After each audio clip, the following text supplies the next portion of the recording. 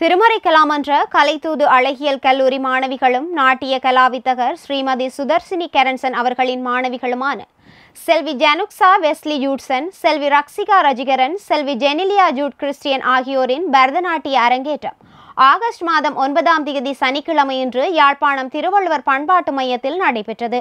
India Chennai கலாசேத்திர அறக்கட்டளை முன்னை நாள் முதல்வரும் ஓய்வு நிலை பேராசிரியருமான ஜெனார்த்தனன் அவர்களின் தலைமையில் நடைபெற்ற இந்நிகழ்வில் அரங்கேற்றத்துடன் நடனத்துறை சார்ந்த 15 மூத்த கலைஞர்களுக்கான கௌரவிப்பும் இடம்பெற்றது.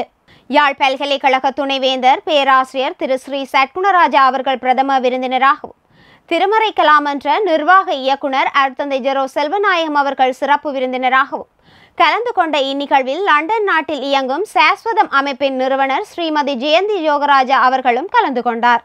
இந்நிகழ்விற்கான நிதி அனுசரணையை சாஸ்வதம் அமைப்பு வழங்கியிருந்ததுடன் திருமறைக்கலாமன்றம் ஆரம்பிக்கப்பட்டதன் 60ஆம் ஆண்டு வைர விழா சிறப்பு நிகழ்வுகளில் ஒன்றாக இது முன்னெடுக்கப்பட்டமையும் இங்கு குறிப்பிடத்தக்கது.